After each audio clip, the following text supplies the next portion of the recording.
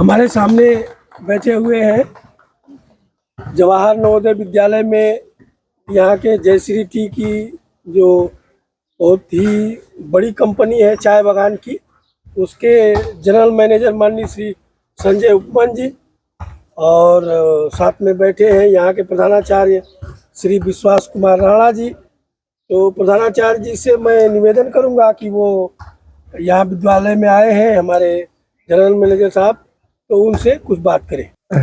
Thank you Dilip ji, और आपका स्वागत है सर से फिर से औपचारिक रूप से। Good morning. गुड मॉर्निंग जी। और आप किसी परिचय के मोहताज नहीं, इस बराक वैली के कछार डिस्ट्रिक्ट के इस एरिया में आप एक जाना माना नाम है, और आपने अनुभव के आधार पर अगर देखा जाए तो अलग अलग देश के हिस्सों में काम किया है। बहुत अच्छा काम आप कर रहे हैं, इस क्षेत्र में भी बहुत अच्छा काम कर रहे हैं। मैं पहला अपना जो टेक लेना चाहूँगा आपसे वो इसी बात पर कि आपको हमारे इस जवाहर नवोदय विद्यालय, जो पीएम श्री स्कूल जवाहर नवोदय विद्यालय के नाम से जाना जाता है, यहाँ आकर के कैसी ऊर्जा और किस तरह का आपका अनुभव रहा सर? प्लीज़ इस पर आप अपना। नहीं, इधर आके मेरे हिसाब से बहुत अच्छा लगा। मतलब एक फीलिंग आई कि मैं भी अगर स्कूल में होता तो कैसा होता जी।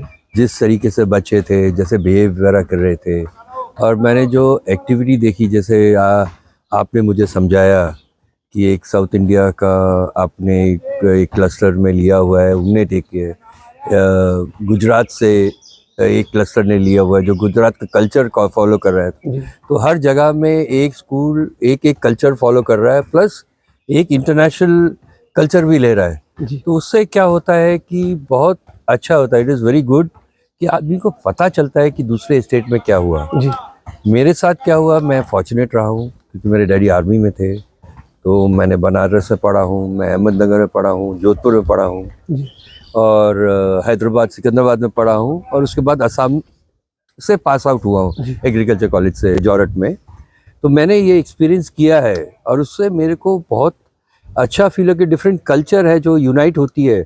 इंडिया की जो ताकत वही है कि हमारे सारे स्टेट जो मिलजुल के जब भी कोई प्रॉब्लम आए एक होके आते हैं। वो कल्चर ये स्कूल में ही पैदा होता है, और ये कल्चर आप जो जने जा नहीं पा रहे हैं दूसरे स्टेट में, जो आ रहे हैं वो इनवाइट कर रहे हैं दूसरे कल्चर का, वो आप इस स्कूल में प्रोवाइड कर रहे हैं। तो मतलब बहुत ही अच्छा लगा और बहुत ही मतलब मैं इम्प्रेस हुआ कि ऐसा भी हो सकता है कि इतना डिफरेंट कल्चर के, दूर दूर के कल्चर का, और हर साल आप हर स्टेट को चेंज करके रिप्रेजेंट कर रहे हैं, वो बहुत अच्छी बात है। उपमान जी, मैं आपकी जानकारी में लाना चाहूँगा कि ये जो कंसेप्ट हैं, ये कंसेप्ट्स भी सेंट्रलाइज्ड हैं। हमारी नवोदय विद्यालय समिति कुछ गाइडलाइंस जारी करती हैं। हमारा जैसे देश को चलाने का एक संविधान है, ठीक इसी तरीके से हमारी एक पीएपी, उसमें वर्ष भर के कार्यक्रम, और जो इसका मुख्य उद्देश्य है कि गांव में छिपे हुए टैलेंट को किसी भी तरीके से आगे लाया जाए, इसीलिए रूरल बैकग्राउंड के बच्चों को ध्यान में रख करके। और इम्बाइबिंग इसका एक मुख्य फैक्टर और है कि जैसे आपने कहा इंटरनेशनली तो विश्व संगम करके कार्यक्रम चलता है, इसी तरीके से माइग्रेशन की हमारी पॉलिसी है। तो मैं कुछ हमारे बच्चों को संदेश के रूप में आपसे अपने स्कूली दिनों में कुछ लिए गए ऐसे अनुभव या कुछ ऐसी घटनाएं, प्रेरक चीज़ें जो आप साझा करना चाहें, जिनको हम अपने बच्चों को भी दिखा सकें और वो भी जान सकें कि हाँ देखिए एक आपकी ग्रोथ कैसे होनी चाहिए, आप कैसे इवोल्व होने चाहिए, तो जो आप साझा करना चाहें। जो मैंने देखा है पहले टाइम में, हमारे को बेसिकली जब हम छोटे थे तो उधर इतनी स्कूल में स्पोर्ट्स एक्टिविटीज़ वगैरह कम होती थी जी। उसको इतना ज़्यादा एनकरेजमेंट भी नहीं मिलता था, क्योंकि जब था कि आप अगर बिजनेस क्लास के नहीं हैं तो आप ज़्यादा इंजीनियर बनोगे या डॉक्टर बनोगे या लॉयर बनोगे। मतलब वो मेजर चीज़ होती थी कि आपको है। स्पोर्ट्स में आपका बिल्कुल कम ध्यान होता था जी। बट आपके स्कूल में, और अभी जब नया चल रहा है, वो देखा जितना इंटरेस्ट अभी स्पोर्ट्स में आ रहा है और जो एनकरेजमेंट दे रहा है, वो स्पोर्ट्स का बहुत डिफरेंस आता है जी। और स्पेशली जब मैं एग्रीकल्चर कॉलेज में पढ़ रहा था, जो टैलेंट मैंने अपने फ्रेंड्स और अपने के साथ देखा है, मतलब म्यूज़िक में आप देखिए तो इतने अच्छा, मेरा हॉस्टल रूममेट था, वो इतना अच्छा गिटार प्लेयर था कि मतलब रात को वो हमको गिटार में सुनाता था, पूरा हॉस्टल जमा हो जाता था सुनने के लिए। रात के टीटी खेलते थे हम, उठ के, मतलब पढ़ाई हुई है, टेंशन हुई है, याद करने के लिए, रिलैक्सेंट के लिए टीटी चलती थी। फुटबॉल अगेन एक बहुत अच्छा क्रेज माना जाता था इधर। तो हर जगह में अपना अपना क्रेज होता है। हैदराबाद में जाते थे तो शटल का बहुत ज़्यादा क्रेज था कि शटल खेलना है भाई, टीटी और शटल खेलना है।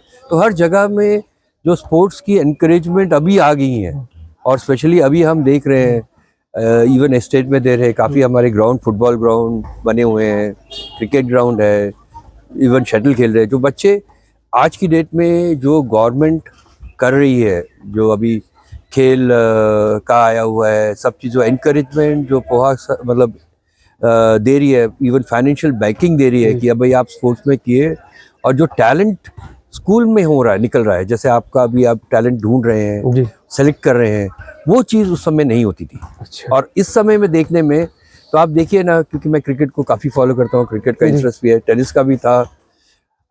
तो क्रिकेट में अभी मतलब आप देखिए ना कहाँ से लोग आ रहे हैं, मतलब एक छोटे से गांव से इतना अच्छा टैलेंट आ रहे हैं।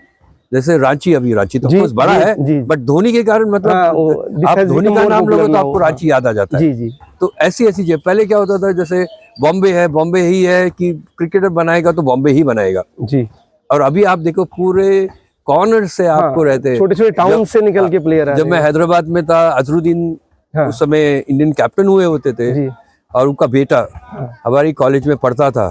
तो जब अजरुद्दीन आता था, आप बिलीव नहीं करते थे, इतना अमाउंट ऑफ लोग, पूरी क्लासेस रुक जाती थी कि भाई अजरुद्दीन को उनकी एक झलक देख ले हम।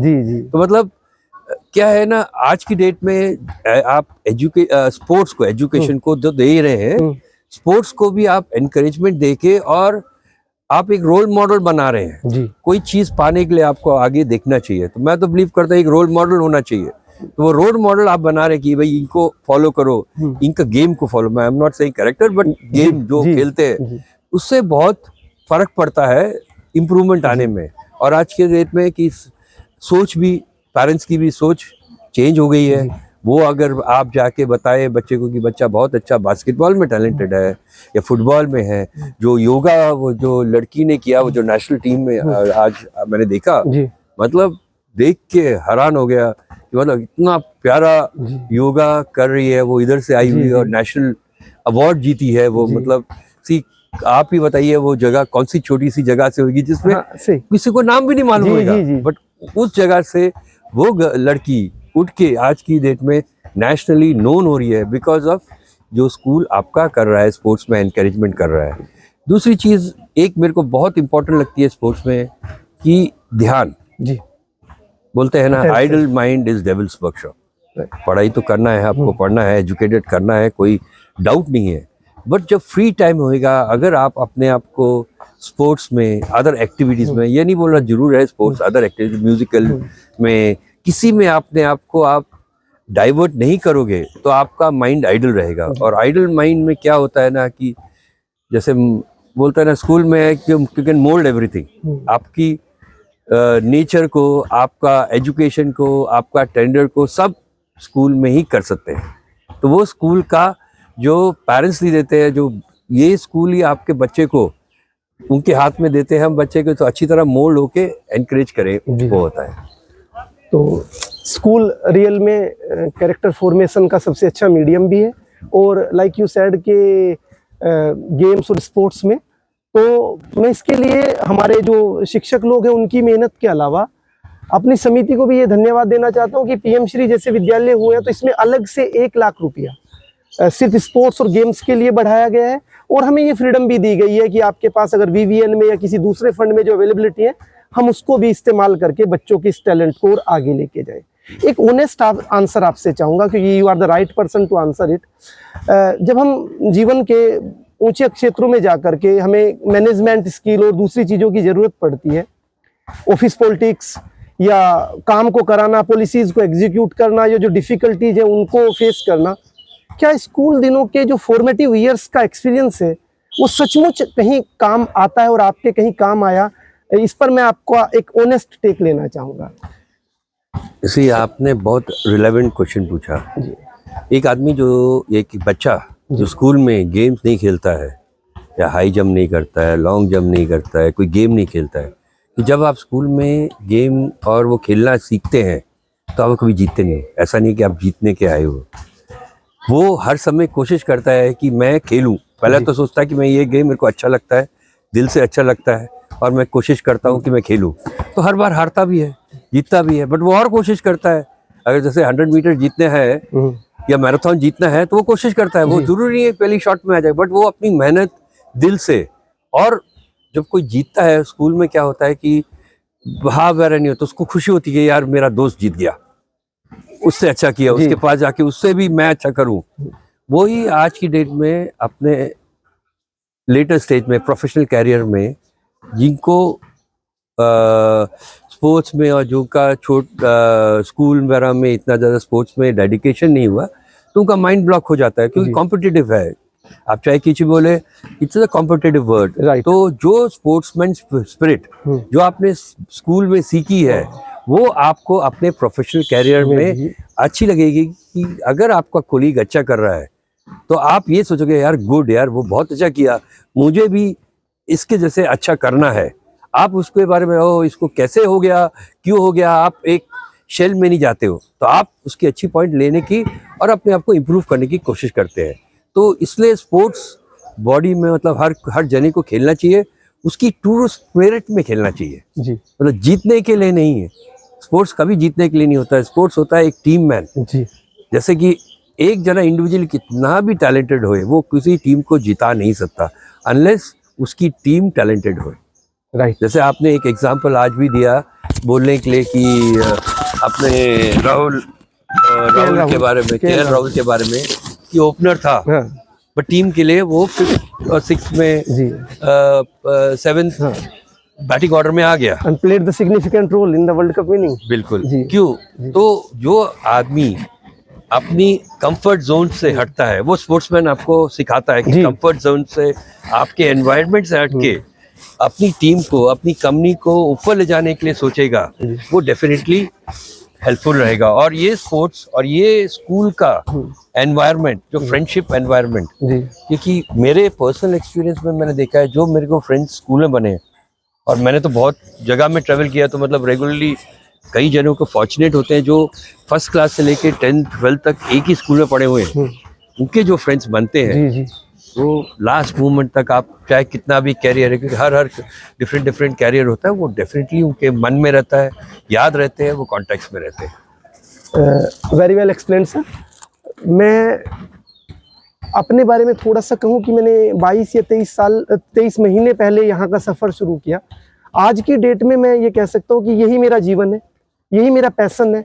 मैं अपने स्कूल को ऊपर लेके जाना, अपने बच्चों का चरित्र निर्माण करना, उनमें जो भी नए स्किल्स, जो भी मानवता के लिए कैरेक्टरिस्टिक्स है, वो फिल करने के लिए जो कर सकता हूँ करने के लिए मैं तत्पर हूँ। कल मैं बिल्कुल झूठ नहीं बोलूँगा, कल मेरा ये मोटिवेशन होगा या नहीं होगा, कल मेरे जुनून क्या होंगे, मेरा पैशन क्या होगा, मैं नहीं कह सकता।